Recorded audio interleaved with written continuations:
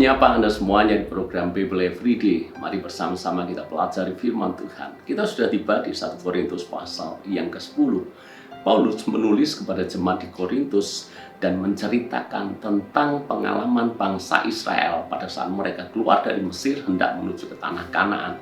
Betapa di padang gurun ini mereka kecuali Yosua dan Kaleb, generasi yang keluar dari Mesir, semuanya ditewaskan di padang gurun. Kenapa bisa demikian? Karena mereka berbuat dosa, karena mereka melakukan yang jahat, karena mereka bersungut-sungut, karena mereka melakukan tindakan yang cabul, karena mereka mencobai Tuhan, dan seterusnya. Banyak dosa dilakukan oleh bangsa Israel pada saat mereka keluar dari Mesir menuju ke tanah Kanaan. Padahal tidak kurang-kurang Tuhan mengajar mereka, tidak kurang-kurang Tuhan melakukan mujizat di tengah-tengah mereka. Namun mereka tidak menghargai semuanya itu. Mereka tetap bertekun di dalam dosa.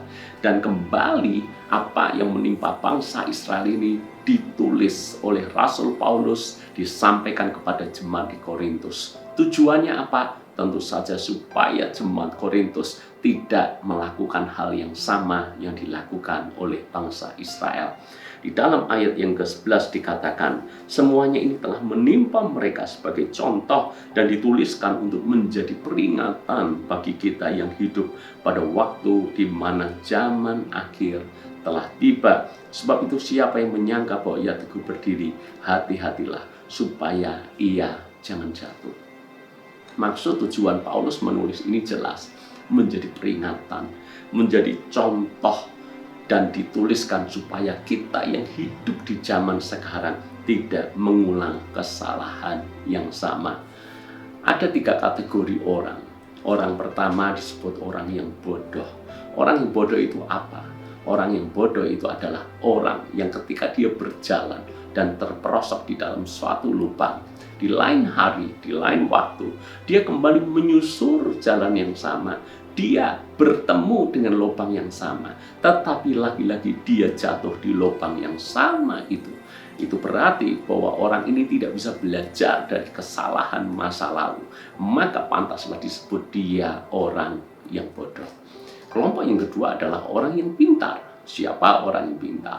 Orang yang pintar adalah ketika dia melewati satu jalan yang pertama kali dia lintasi, dan di jalan itu ada lubang dan dia terperosok. Namanya baru pertama kali melintasi di jalan itu, terperosok tentu saja adalah hal yang bisa dimaklumi. Dan satu kali ketika dia harus melintasi jalan yang sama, kali ini dia hati-hati. Dia perhatikan mana lubang yang dulu membuat dia jatuh.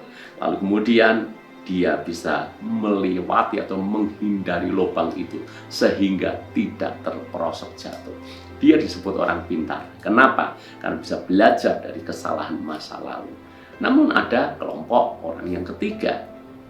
Dia tidak disebut bodoh tentu saja. Bahkan dia tidak disebut pintar. Tapi dia disebut orang berhikmat. Siapa orang berhikmat itu? Orang berhikmat adalah orang yang ketika melintasi satu jalan, dia melihat ada orang terperosok di jalan itu.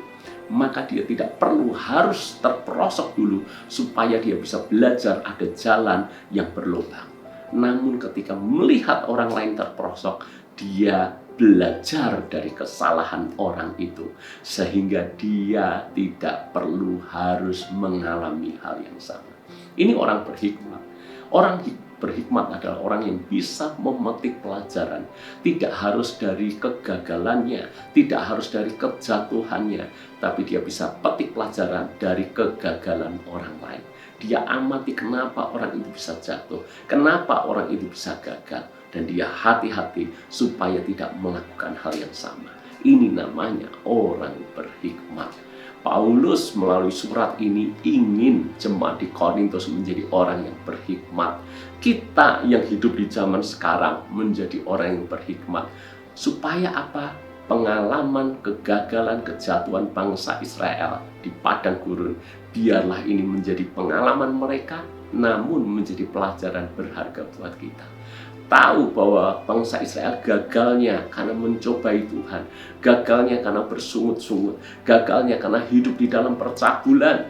Janganlah kita mengulang hal yang sama. Tahu itu lubang yang menjebak, menjerat mereka. Kita harus menghindarinya.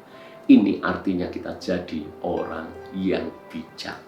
Saya berdoa melalui teks ini, Anda dan saya hati-hati dengan hidup, supaya jangan sampai kesalahan bangsa Israel terulang di zaman kita. Bahkan sudah ribuan tahun, generasi sudah berganti, namun masih saja kita tidak bisa belajar dari kesalahan mereka. Tentu saja hal itu janganlah terjadi di dalam hidup kita semuanya. Tuhan memberkati.